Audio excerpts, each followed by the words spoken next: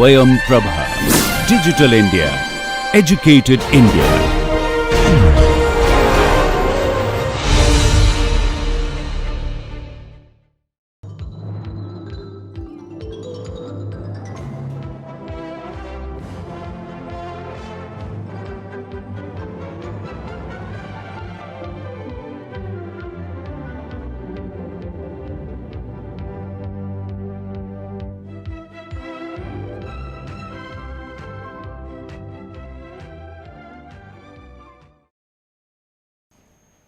Lecture 2 of module 5, we looked into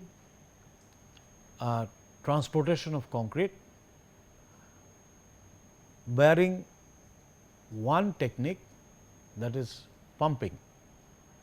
Pumping we just mentioned there, pumping of concrete. Pumping is more versatile than most of the methods, because it can pump horizontally as well as vertically. But when I am looking at pumping, I should also look at pumpability, and which is linked to workability, which we have not discussed so far. So, we will discuss about workability, particularly the empirical measures of workability in this lecture, followed by pumping. So, we will talk about empirical tests and then we will talk about pumping. Right. So, let us look at what is workability of fresh concrete. One definition is the amount of useful internal work necessary to produce full compaction. It should be workable, that means I should be able to make, as we discussed earlier, we said that relatively not self compacting type, relatively less flowing concrete, normal concrete as we have been using over years together. Initially when you put the concrete it forms a heap, like the soil does, and you have got an angle of repose.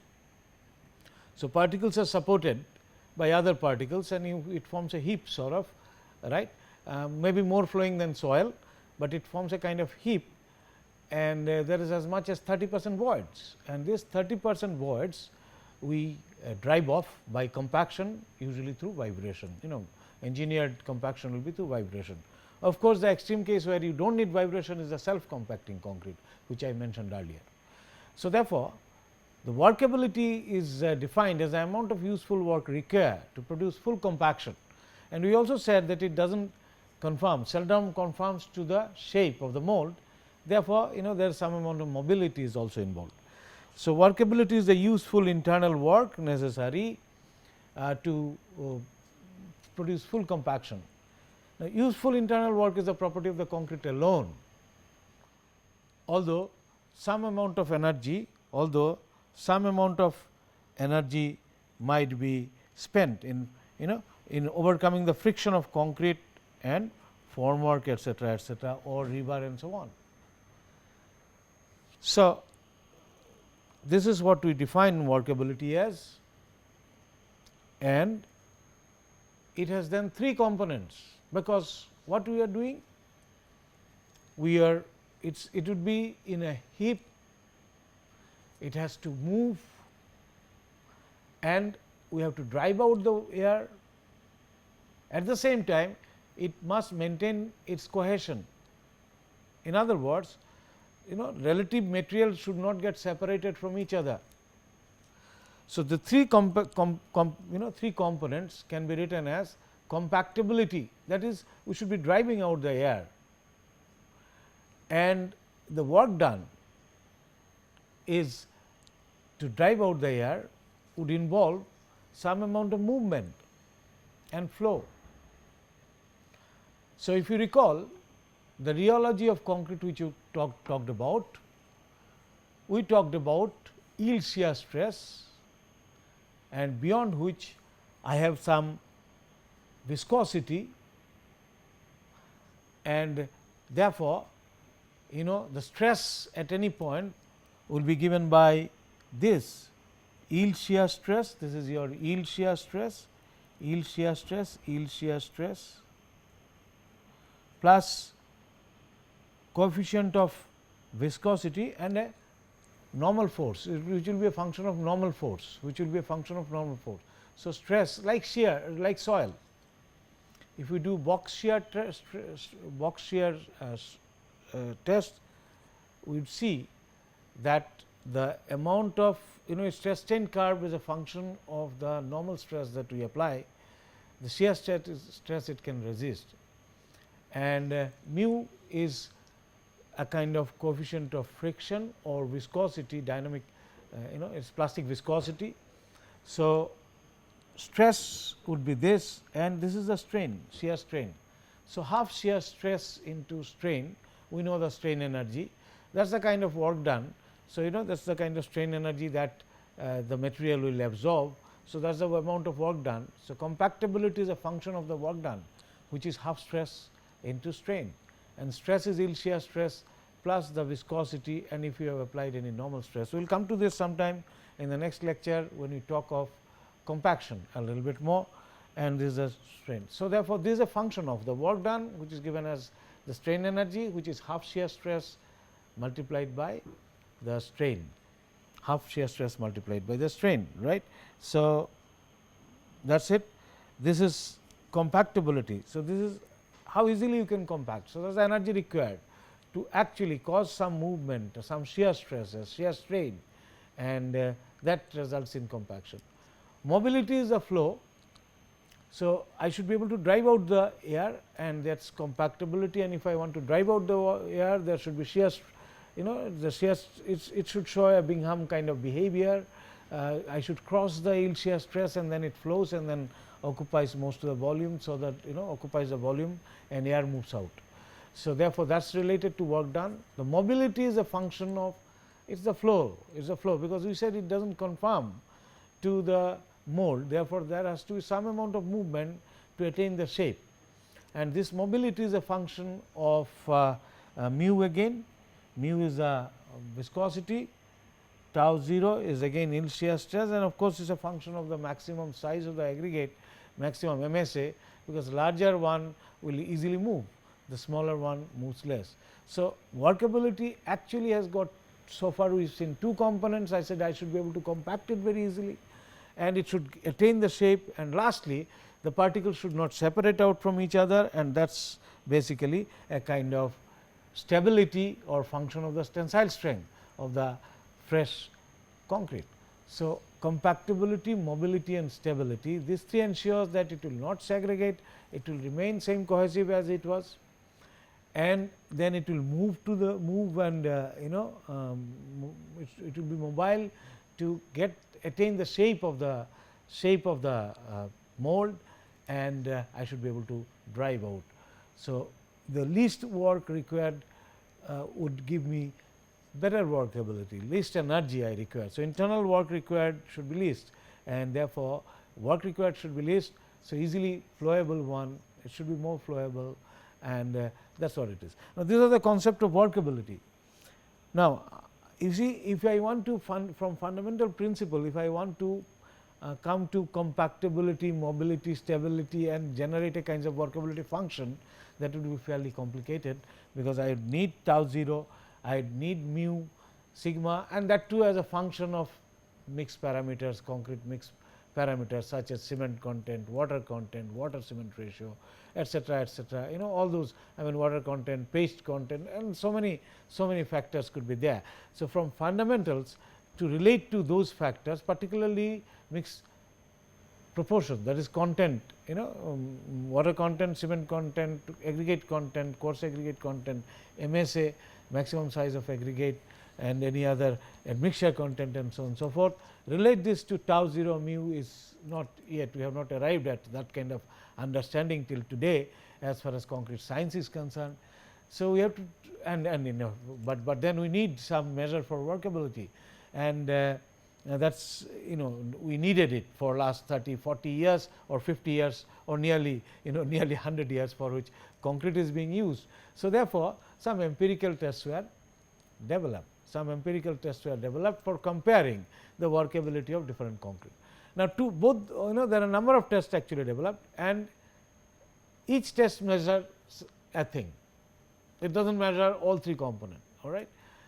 It does not measure all 3 components. So, relative comparison of different mixes as far as their workability is concerned, that is possible, but absolute from fundamental principles we are yet to arrive at that understanding. So, therefore, we rely on some empirical tests, all right, empirical tests. Although some work has been done in 1950s onwards and even currently, there is a lot of work done on rheology, particularly related to flowing concrete. However, for normal concrete we need some empirical measures, and these measures are like slump, BB, compaction factor test, which are more popular. There are number series of other tests, and yield stress and plastic viscosity will be rheological test. Actually, at the moment we are not looking at them, and air content, pumpability, density, some are specific tests related to fresh concrete. Okay, we are not interested, but today we are interested more in slump, BB and compaction factor test, which are very common empirical tests which are used. In fact, this is most common. This is used for drier concrete, and this can be used for some concrete which are in between, but this, for example, fiber reinforced concrete, one would prefer this test, because where workability is very low, or roller compacted concrete, which is actually compacted by road rollers, earth moving machineries. There we do BB test with some modification, put a surcharge on top, because it is 0 slump, practically no slump you will get it. So, we will come to those tests, and these values of, let us say, slump or BB time or compaction factor value, this depends upon the section dimension, amount of reinforcement, etc., how much is required, that will So, most of the normal strength concrete one would specify the slump, sometime of course, BB, a few of the practices might even include compaction factor. There are some other tests, but we are not interested. These 3 are the most common tests. So, let us see what these tests are. For example, slump test, it was actually devised by D. A. Abraham, it is Abraham slump cone, and it is very simple. You place the concrete, pack the concrete here in a cone, which is dimensions are given 200 and 100. So, 2 is to 1 is 2 is to 1 is this, and this is 300. So, this is a cone, truncated cone, and you pack the concrete in 3 layers, compact it in a standard manner, lift this up, the cone up. Now, concrete attains some kind of a shape like this after lifting up. Now, this difference is right from the top is British and European standard tells you the slump, American standard takes the bottommost one, and one can take average. So, original height depression, depression is what you are interested in, depression from this level to how much is the depression, that is called the slump, that is called the slump, right. So, slump is measured using upturned cone and slump rod as a guide. So, this is the rod you put it, and it is like as a guide, and so therefore, this is the slump. So, we can understand that if the concrete is flowing, then slump will be very high. If it is stiff, slump will be very low. So, you can in fact classify, this is true slump, something like shear slump, this it is just simply sheared off, and collapse slump, which is actually flat. Normally, higher the slump, flowing concrete will show this kind of a collapse behavior. Most of the ordinary concrete, of the good old days, normal concrete would show this kind of true slump. So, this is one test. Compaction factor is other test, where you have a hopper in which you fill the concrete in 3 layers. There is a gate here which you can open. So, you open it, the concrete just goes there, it is closed now. So, there is a kind of standard compaction you have achieved here by a drop, drop from upper hopper to the lower hopper. So, this is about a meter height. So, there is a standard compaction you have achieved. So, that if somebody might pack it in a different manner, it may depend from individual person to person. So, there is a standard, there is a drop, through this drop you have got a standard, some compaction you have achieved, and which will be more or less similar by it will not be as much as individual dependent had this been not there. Then you drop the concrete into a cylinder, standard cylinder, which is 150 mm dia by 300 mm height, and it will excess concrete you travel it off from here. So, excess concrete travel it off and find out the mass of the concrete. So, find out the mass of the concrete, find out the mass of the concrete. So, mass of the concrete, mass of the concrete as difference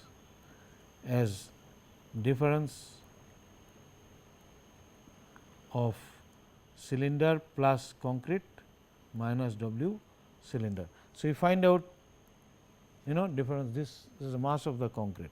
Now, the volume is known, or next what you can do, you can take this cylinder, put in more concrete and then compact it in a standard manner. So, compact it in a standard manner, let us say and then you will get this after drop. So, this is let us say this one is W 1, and then similarly you compact it in a standard manner, fill it in and compact it in a standard manner on a vibrating table, and then you get W 2 is equals to W cylinder plus concrete vibration, right, minus W cylinder. So, W 2 divided W 1 divided by W 2 is we call as compaction factor. W 1 divided by W 2 we call as compaction factor. So, therefore, what we are doing? We are actually measuring concrete, trying to find out by this standard drop the compaction of the concrete or the mass we attain by compaction divided by. So, it is the ratio of the mass we attain by dropping it through a kind of a standardized compaction divided by full compaction under vibration in a vibrating table. This ratio we call is compaction factor. So, higher this value, the ease of it is easier to do the it is more workable the concrete is. For example, if it is water, it will be simply water 1. If it is a flowing concrete, it will be simply 1. It will be simply 1. So, how easily it gets compacted, that is what it is. How it is easily it drives out the air, that is what is seen. So, it is in fact a function of compactability, while slump is actually settlement under its self weight. So, depend a little bit on flow properties, under self weight how much it settles. So, basically will depend upon actually angle of repose also, it will depend upon angle of repose also. A stiff concrete will have high angle of repose, while flowing concrete will also somewhat related to flow, but this can be related to actually compactability. So, compaction factor mostly maximum can be 1, but it is never 1, it is more than about 0.65, 66 or 0.7 to about 0.85 or 0.9. So, compaction factor is like that, compaction factor is like that. So, this is another empirical measures. It is a more suitable for laboratory situation, not field application, of course, not very easy.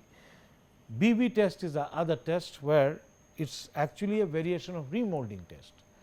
So, originally what was done was you have the slump cone, the concrete, and then remove the slump cone. Concrete might attain a shape like this, right, because there will be some settlement, and then you put a piston here. In this case, of course, clear prospect disc piston sort of a thing, it is a disc basically, and from this now there can be some weight here and you vibrate it, then it attains the cylindrical shape. So, 300 mm cylindrical shape, this cylindrical shape. So, as soon as cylindrical shape is obtained, the one can put off the stopwatch. You start the vibration in a standard manner, and as soon as it attains a cylindrical shape from this truncated cone shape or slumped from a truncated cone shape, then to this time is measured. This is called VB time. Originally, remolding test was done to find out the effort required to change from this shape to this shape. So, truncated cone shape to so original remolding test, it is called remolding test. So, effort required for remolding test originally remolding test. So, the effort required to remold it from this truncated shape to a cylindrical shape, that is called remolding test, but now of course, it is measured in terms of time. So, and we call it VB time. So, this actually higher the time, more effort you require. So, less workable the concrete is, lesser the time, least effort you require. So, therefore, VB test is related to this. Now, it is good for stiff concrete, because stiff concrete will take longer time to attain that shape, whereas the flowing concrete will quickly attain the shape, and therefore, it may not be easy to measure it. All right.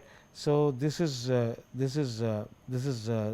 test, this is VB test, and it gives you an kind of a measure of moldability, because you are doing a remolding test. So, the time required from remolding from a given shape of truncated to slumped, truncated cone shape to a cylindrical shape, how much time does it require. So, therefore, time required for remolding with a constant effort.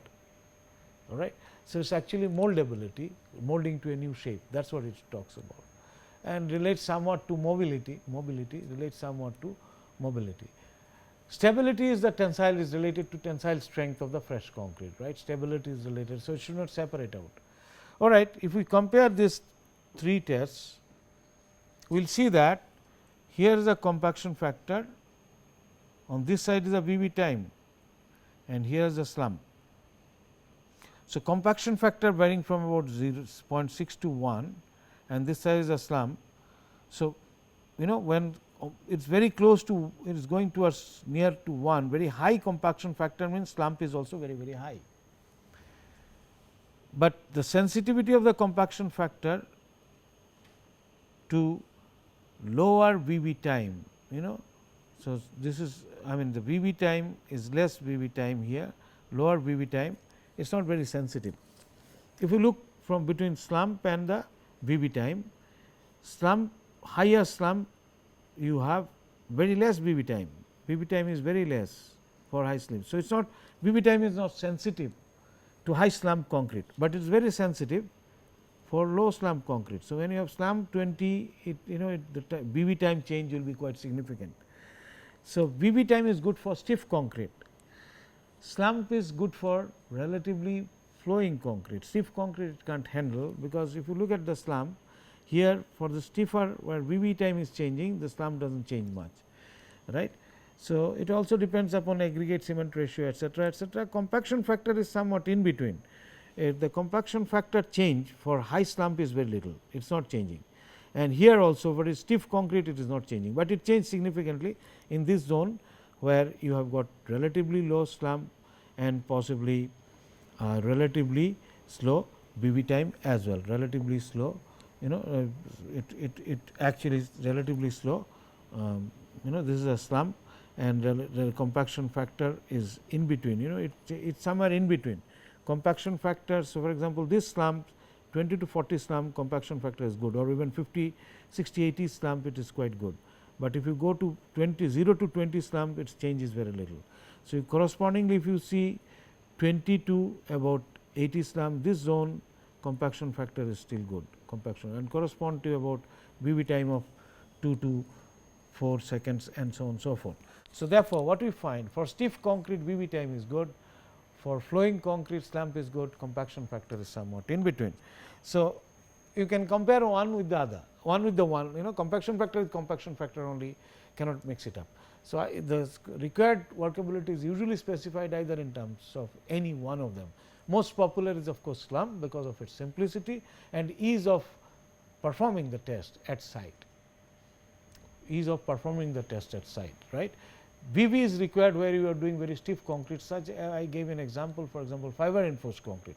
Introduction of fiber depending upon their L by D ratio, this workability gets reduced, because it is a kind of elongated, extremely elongated aggregate you are introducing.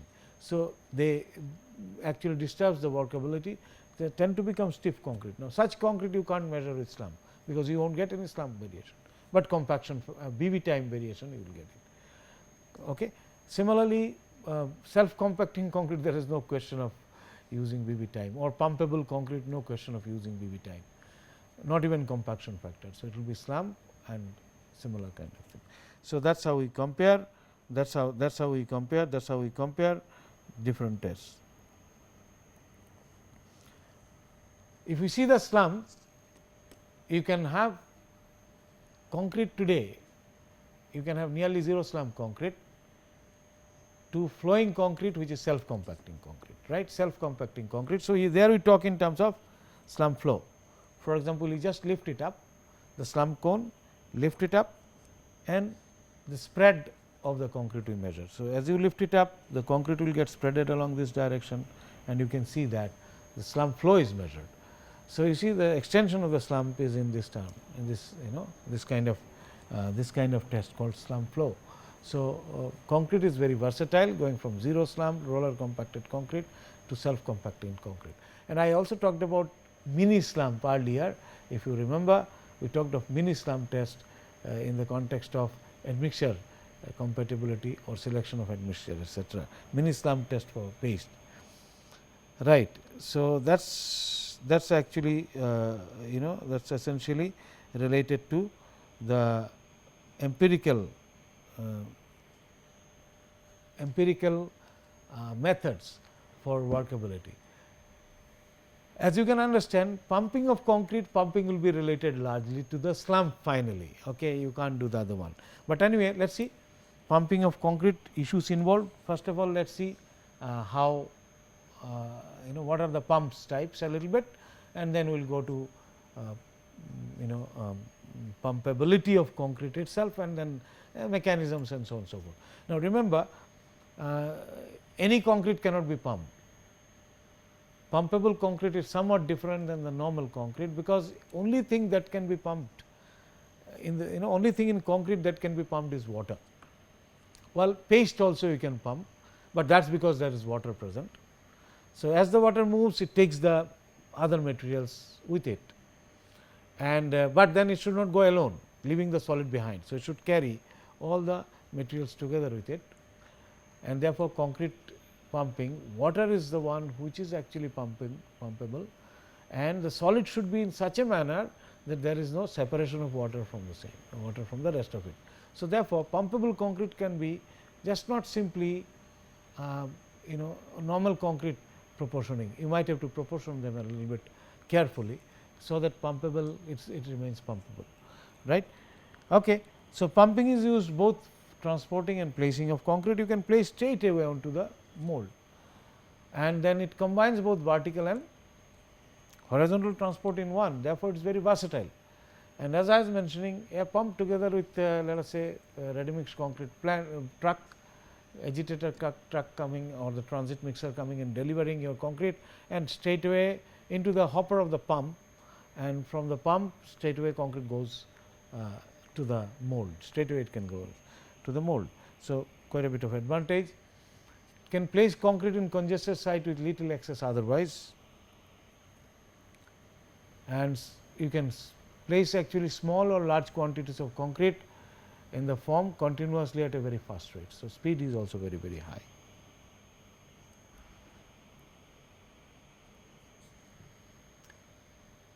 It requires use of mix having special properties suited to pumping itself. That is what I was mentioning. It is just not, I mean, people, you just simply should not be thinking that concrete with a given slump, high slump, is just pumpable. Well, high slump is a thing, but that is not necessarily the sufficient condition for pumping. So, one has to see, because pipe might get choked. If the concrete is not proper, pipe might get choked, and more frequently it might get choked, because water may just flow leaving the material alone.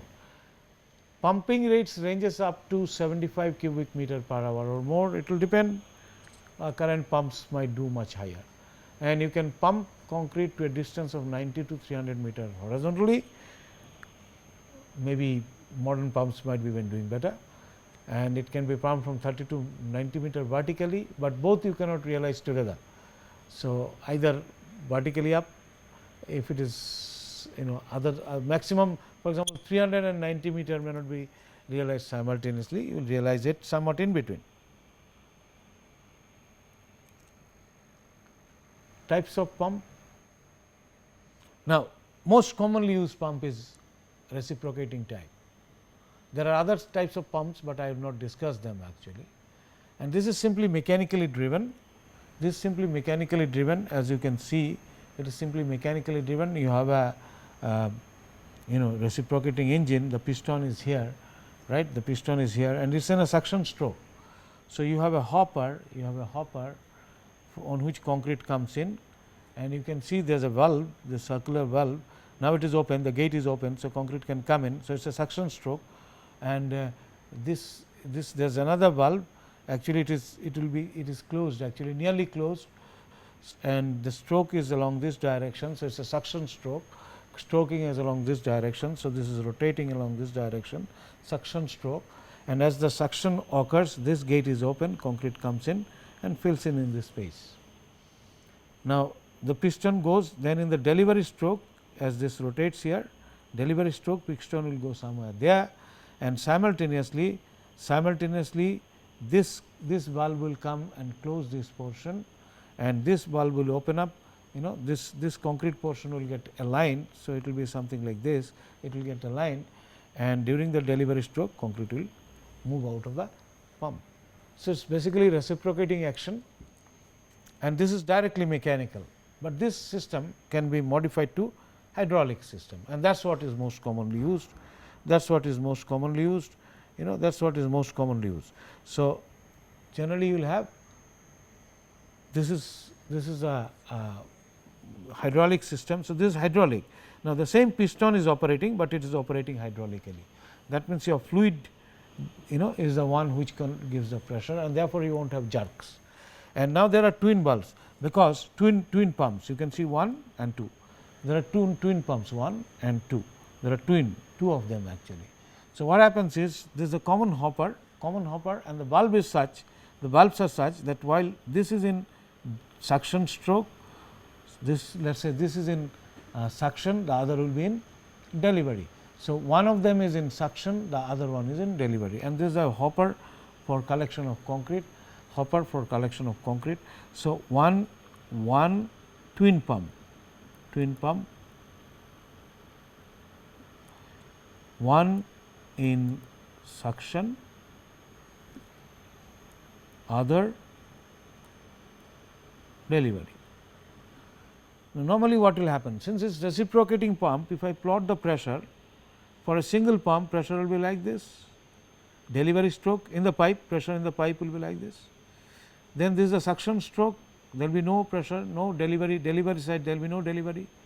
Then you will be something, this will be another one. So, it is this pressure at the pipe, pressure with time, this side is time, pressure with time. So, if I have only one pump, this will be the kind of half rectified wave. But if I have two pumps like this twin pump, then I will have pressure in the delivery, pipe, the pressure will be like this. So, concrete flow will be now a full wave rectification actually. So, you will have something like this. So, twin pumps are what is most commonly used, and they are usually hydraulically driven. They are hydraulically driven, they are usually hydraulically driven, so that you have better control. They are smooth, so that it is all smooth. There is no sudden change. So, actually the wave sort of half wave rectification or full wave rectification we achieve with twin pump, and thus the delivery through which concrete will be actually delivered. All right. There are other kind of pumps which you will not look into, like peristatic pumps, which I think I will have to skip because of time constraints that we have. But there are other kind of pumps such as peristatic pumps, which are actually used in many laboratories, you might have seen, environmental laboratories. So, squeeze clit pump or peristatic pumps were used sometime, small pumps, but most commonly used is the hydraulically driven twin pump, same reciprocating type as I just showed, and they can be mobile boom pump. For example, it is like this. If you see this, is on a truck, it is on a truck, this is actually supported on the rigs, right, and this is a boom, and you can actually deliver anywhere you like, So, it is a mobile boom pump, it is a truck mounted on a truck and can be transported, the truck can come and you can just, the same pump is just simply on a, so it is on a mobile boom. So, you actually can deliver wherever it, wherever is required. So, that is a mobile boom pump. same one. Then you have got trailer mounted pump. So, for example, this is a trailer mounted pump. So, something like this is how it looks like, trailer mounted on the trailer on one side. So, this will be actually towed by other vehicle mounted on trailer, right, and you can see from the other direction. So, this is the form essentially meant for towing it off, and the pump is mounted there. So, you can have trailer mounted pump, or you can have pump which are truck mounted, and both are mobile. So, you can use them in conjunction with RMC. You can use them in conjunction with RMC very easily. You can use them in conjunction with RMC very easily. So, that is so far as the pumps are concerned.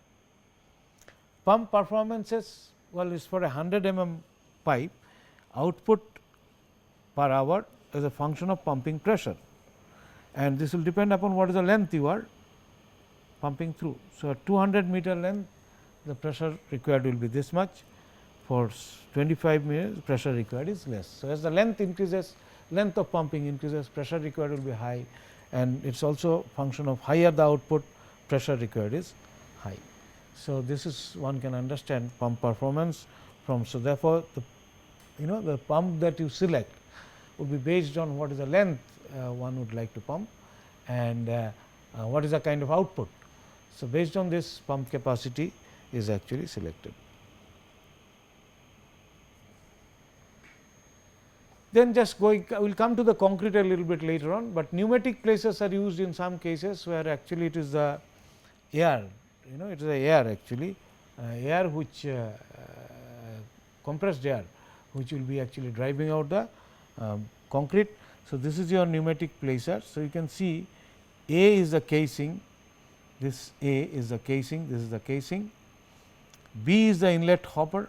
So, B is the inlet hopper, this is the inlet hopper through which it comes. C is the bell shaped inlet through which actually your mortar or concrete etcetera will come, and D is the air entry. D is the air entry, this one is through the compressed air would enter, compressed air would enter. D is the air entry, and E is there is a nozzle through which also air will enter. D is the compressed air will enter through this nozzle, and F is the delivery pipe. So, your concrete enters from here, air under pressure, and it causes this to move. So, dry, relatively dry air makes quite often gunniting, for example, or similar sort of usage. You can actually one can use compressed air to drive the transport the cement mortar, or even concrete or grout or similar sort of situation. Not concrete dry, relatively dry, not grout really, relatively dry, but even grouts can be pneumatically placed through concrete. This is pneumatically placed through a pneumatically placed. So, this is not a very common thing, not in special cases only used. So, let us look at pumping and concrete flow. Now, we said that flows in form of a plug, that we have seen when we were talking about rheology of concrete. So, it flows in form of a plug, and we shall see a diagram of course, and there should be no relative velocity between aggregate particles, especially when your pipe is straight and you have constant cross section. So, for constant straight pipe and constant cross section, there should be no relative velocity between aggregate particles, otherwise there will be segregation, and concrete actually flows like plug. So, and the lubricating layer is there at the boundary.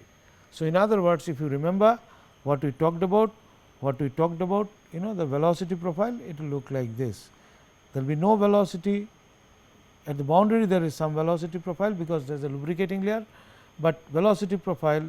So, this is actually velocity V along the cross section, V P along this direction, H or cross section diameter, diameter. So, this is radius R and this is R. So, a little bit of velocity gradient at the boundary, but there will be no velocity here. So, it actually it is like this, actually it will be like this, constant, more or less constant. This has to be constant, but there is a lubricating layer there. We will just have a look at that. in a minute's time. So, basically lubricating layer, and you should have no velocity gradient. So, lubricating layer, the path boundary is essential for pumpability, and that is important. So, compaction effect of pressure consolidation forces grout out. Now, I said that it will be like this. So, there is a compaction, the concrete gets compressed from both the sides, concrete gets compressed because it is moving, the piston is causing it to move. So, piston causes it to compress, piston causes it to compress. So, when it compresses, the water will force out. So, grout comes out, in fact grout will compression, grout will force out. So, grout goes upward, grout forces out. So, compacting effect of pressure consolidates and forces out grout. So, material will come closer to each other, solid materials, and some grout will be forced out to the periphery. So, this is one action, this is one action, this is one action. Next thing is travelling action. So, when you travel a concrete, if you have seen that if you travel a concrete, this is your concrete, let us say, and you do travelling, you do some sort of travelling, just polish it. So, what happens? Travelling actually brings out when your water. Now, travelling effect occurs here between the pipe boundary and the grout, and the concrete itself. So, as it is moving, as the relative motion, pipe boundary is fixed, pipe is fixed, the material is moving, So, as it moves, there is a kind of travelling effect at the boundary, this frictional drag, due to the frictional drag, and that also pulls out the grout. So, this grout goes to the boundary, the compaction, also compacting effect of pressure also causes grout to move to the boundary of the pipe. So, the pipe boundary, if I have sufficient grouts available in the system, they will go out to the pipe boundary, they will go to the end of the pipe boundary and creates that lubricating, create that lubricating layer and create that lubricating layer, right. So, it will create those lubricating layer, and that is what it is. So, velocity here there is a reduction, but in this zone it is all constant. So, velocity is constant in this zone, this remains fixed concrete, this is actually the friction layer, the lubricating layer, the lubricating layer will be here, this is the pipe boundary. So, pipe boundary, pipe thickness, then the lubricating layer, and then the plug that would be there. So, flow is plug flow, the flow is plug flow, as we mentioned earlier, and you remember that was in the Bingham state, not 3 4, just before 3 and 4. 1 is like solid, 1 to 2 like solid, 2 to 3 there is some kind of 2 to 3 is the plug sort of thing, and 3 to 4 was actually flowing like a liquid. So, here actually it should be best, it would be between 2 to 3, that means it starts moving, you have a lubricating layer at the boundary, but the velocity, relative velocity between the particles within the plug is nearly 0.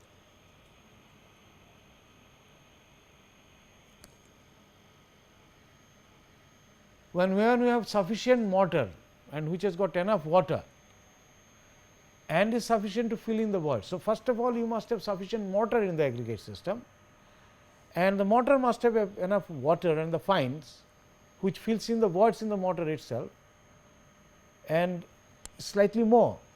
This will create a situation where lubricating layer will form readily, and this is set, the concrete in that case in the context of pumpability is called saturated. In saturated concrete, radial and axial pressure are same.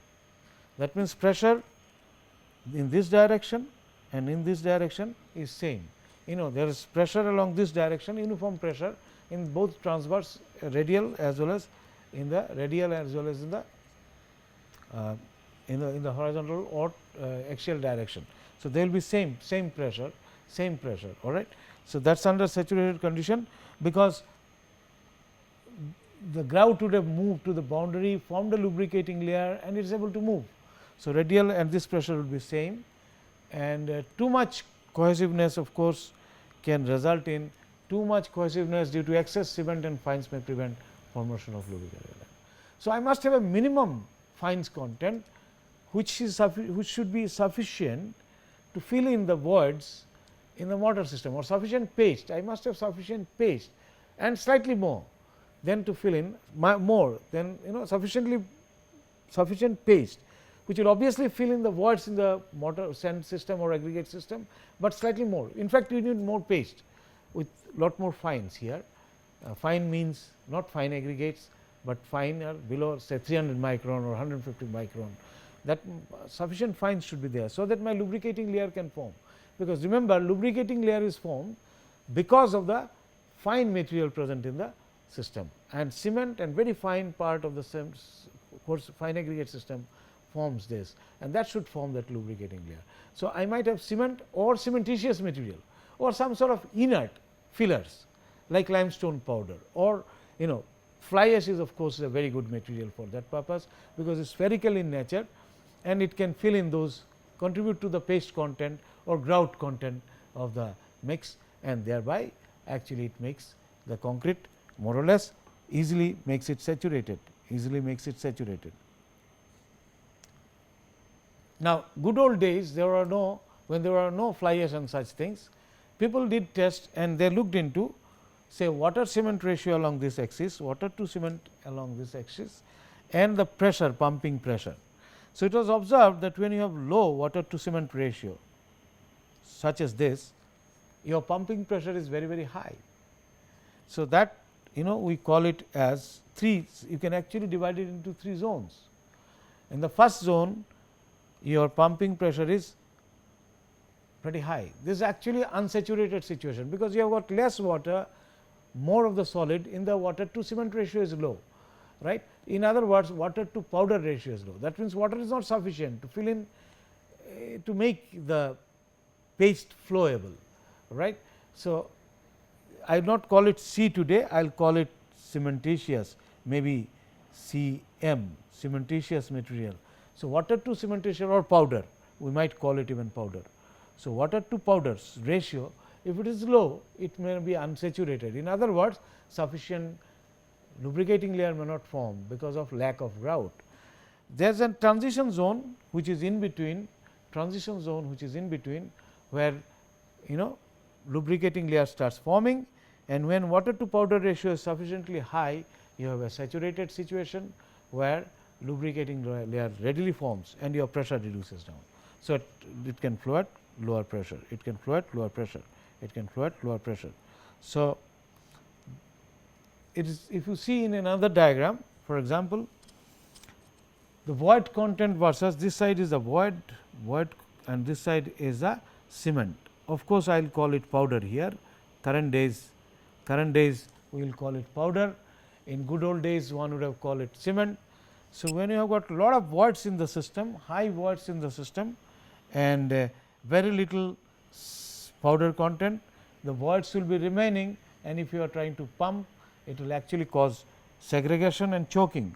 It is high void in the system, lesser powder material. So, it will actually cause segregation, or if you have too much of water in the system, it can even cause bleeding, right. It can cause bleeding. So, this zone is not very good for pumping, because you do not have sufficient powder in the system. It is actually the water goes out, it is actually the water tries to go out, and if the pores in the system, in the fresh concrete, pores in the systems are so fine that the water has got a it cannot filter out. So, if it wants to go out, it has to take the solid along with it, right. It it's not a it's kind of a reverse of a filter. In a filter, water goes out leaving the solids. Here, if the water has to go, it must take the solid in. So, water cannot go out, right. So, what should happen? The pores in the system must be sufficiently fine, very fine. And when can it happen? When you have fine particles, cement particles are sufficiently high, and this interstitial space between those cement particles is such that water just cannot move out through them, cannot squeeze out through them under the pumping pressure. This, if it happens that way, water will be going out, leaving the powder. Now, this can happen when you have too less particle or cement fine particle or powder system in it. So, water will go out, leaving the, so sufficient fines, sufficient powder or cement fines, I am talking of cement or similar sizes material. If they are there, They will ensure that the pore within them, interstitial pore within them is so fine, water cannot go out, they will have to take them together. If it is less, then there can be segregation, that is bleeding can occur, water may squeeze out. In between you can see that marginal, but somewhere you have, when you have a low voids in the system, low cement, it works out, it is readily pumpable, and is in this zone when there is compatible cement and the void in the system. So, void is, the packing is such, the system void in the system is sufficient and cement is also sufficient to fill in those spaces. So, there is a compatible zone in which pumping does occur readily. But if you have too much of powder in the system, what will happen is, it will offer high resistance. Lubricating layer will form, but it will offer high resistance to actually flow because of too much of cohesion in the system. So, therefore, there is a zone of pumpability in between. So, it has to have very fine or powder material sufficient, right, sufficient powder material or appropriate optimal amount of powder material, which is more than the normal case. Normal, it will have more paste in fact and flowing paste, but not excess water, just flowing paste, sufficiently flowing paste. So, that paste flows and it takes the aggregate also with it. So, water goes, it must take the cement with it and the powder, other powdery material with it. So, that paste moves as a single entity and embedded aggregate also moves. So, you will have slightly higher paste content in pumpable concrete.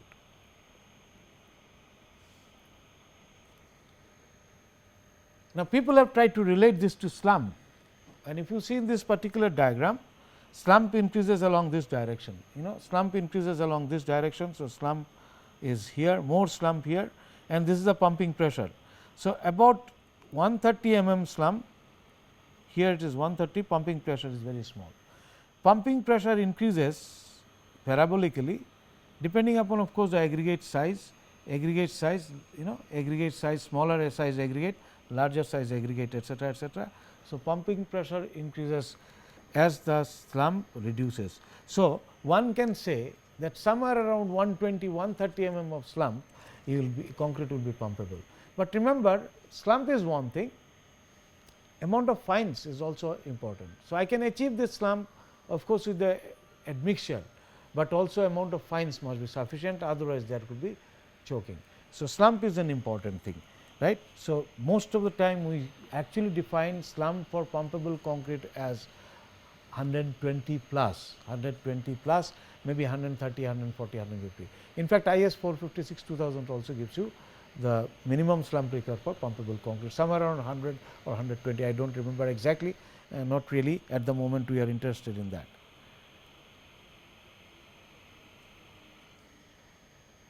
But the fine contents, if I look at cement content in good old days, this I can call it as powder content along this axis. So, if I increase my powder content, there is an optimal point. Beyond this, if I increase my powder too much, the pumping pressure, this axis is pumping pressure. So, pumping pressure will increase if I increase, it will increase, and low cement or low fines, pumping pressure is also high, it reduces as I increase and further. So, I have an optimal quantity of the material. Which material? The powdery material, which will give me least pressure, like we mentioned earlier, right, least pressure we mentioned earlier. So, that is it. So, we should have optimal fine content. So, pumpability, one must look at the optimal fine content. Similarly, one can look at the aggregate content. This will also give us, since the fine content has to be, powder content has to be optimal, correspondingly aggregate content is also optimal. So, you have got an optimal. If you have too much of aggregate, less powder, it will be not pumpable, pressure will be high, and when you have too less of aggregate system, so then also again pumping pressure will be high, right. And then let us look at, this is related to coarse aggregate content, similar sort of situation. Here coarse aggregate content is lower here, higher on this side, lower on this side, high on this side. So, lower on this side, actually you will find that it is something similar concept. So, I think I will skip this quickly because we have something more to look into. So, if it is saturated concrete, in fact, the pressure at any point at distance x, pressure at any distance x, pressure at any distance x can be, pressure at any distance x can be, pressure at any distance x can be related to, pressure at any distance x can be related to P 0 is the pressure, P is the pressure at distance x, P 0 is the delivery end, d I is the particle, d I is the pipe diameter, and R is flow resistance per unit area of the pipe. So, pressure at any distance from the delivery end, at x distance from the delivery end, one can relate like this. In other words, you can find out if the P 0 is known, if the pipe diameter is known and resistance, flow resistance per unit area of the pipe is known, which will be a function of the mix, then one can find out what is the maximum pumping distance. So, x max will be given by simply x max you can obtain by P 0 d I by 4 R. So, one can actually get, because when P is equals to 0, you can find out what is the value of x, that is the x max. For unsaturated concrete, there is one formula like that, there is one formula like that, but that is more complex, a little bit more complex. You have a coefficient of friction between concrete and the pipe coming in, and also coming in adhesive resistance similar to yield stress, radial pressure to axial pressure ratio, because radial pressure to axial pressure were same, mu k coming in here, it was same before, it was 1 earlier, and this is the kind of formula. So, it is actually exponentially reduces, right, and this is the kind of formula. This A is the something adhesive resistance similar to yield stress. So, that is more complicated, but saturated concrete is what is desirable, right, and this fraction, friction or the force, the R resistance offered is a function of the concrete type, and saturated concrete will have, is you can pump more through the saturated concrete, right. So, therefore, x max you can find out even in this case given by this formula d I over 4 mu k ln, you can simply put a P 0 equals to 0 and put P equals to 0, you will get an expression for x max given by this. Simple algebra, there is no problem, put this equals to 0. So, this is this minus this, take it on to the other side, take ln of both sides. So, it will become simply 4 mu k x by d I and ln P 0 plus this. So, you can actually get an expression, and this will be simply ln of all of those things. So, you can actually obtain an expression for this particular one, right. So, in fact, this will be separated out. If you put this equals to 0, this goes to the other side, multiply by mu k. So, you can separate this out, and simple algebra will give you this formula. I do not think I will derive this, it is very simple, and one can do this. Pressure bleed test is the one test which is used for pumpability. Now, this equipment looks like this. You have a kind of a tap here, bleed tap. There is a kind of a there is a kind of a mesh here, there is a kind of a mesh, right, a mesh here, standard mesh. Here is the concrete, and there is a piston through which you apply a standard pressure. So, apply standard pressure, and after you apply the pressure, there is a mesh here which allow water to pass, but no solid. So, bleeding will, under this pressure bleeding will occur. You measure the rate of bleeding or volume, that is the water that is actually accumulated at 10 seconds to 140 seconds, and pumpability is related to this pressure bleed test. In the x axis you have actually the V 140 minus V 10, that is the volume of water that comes out. So, if the water comes out over a longer period of time, initially if it goes out first 10 minutes past 10 seconds is actually omitted out, and it should come out in a slower speed. So, pumpability is readily defined depending upon slump. This axis you have slump, this line. So, this is the zone of pumpability, readily pumpable zone, where I have got sufficient value of V 140 minus 10, this value is high and slump is corresponding to the slump. So, both slump and pressure bleed test can be used together in order to obtain the pumpability. So, this zone is readily pumpable. Of course, it is not a very popular test. Most of the people use slump, and therefore, not necessarily always high slump will ensure you pumpability. Well, just to conclude our discussion, effect on pumping, effect on pumping of concrete, drier consistency, it tends to become dry. No negative effect, actually increase in temperature slightly because of the friction, slight increase in air content, and no change in strength or shrinkage, although aluminum pipes may cause loss of strength if it is just aluminum pipe without any coating, because aluminum can react with concrete, calcium hydroxide and all that, aluminum can react actually the concrete. C3A system, aluminate system can react with also concrete. Lastly, some do's and don'ts with concrete to end our discussion on transportation and all. For example, this diagram shows if it is a small mixture, you should actually load full load should be put onto the barrow, full load should be put onto the barrow, full load should be put onto the barrow. Unlike in this case, this is not the best thing to do, this is not desirable. Half load onto the barrow, half load on another barrow. This will have a stony batch, this will have more paste, more mortar. It should be full load should be put on a barrow, right, because this sort of mixture machine will have a tendency to discharge larger particle in the beginning and finer particle at the end. Now, again this is not desirable, I mentioned yesterday, this kind of a discharge is not desirable, neither this, one thing is narrow and inclined.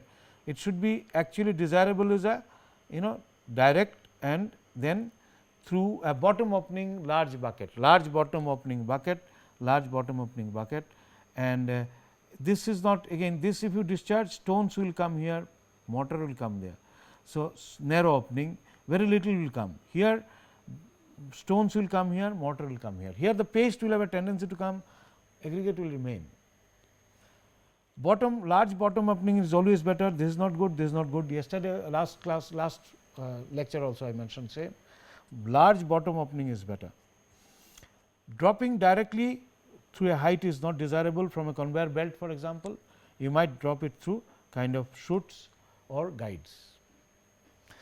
So, this is also just to kind of strengthen our discussion which we had earlier, right. So, dropping of concrete, some do's and don'ts with concrete handling related to manual handling. So, I think with this we conclude our discussion on this particular lecture, the third lecture of the fifth module. We talked of workability, we talked of empirical measures of workability, then we looked at pumping. Next lecture we will look at compaction and curing. Thank you very much.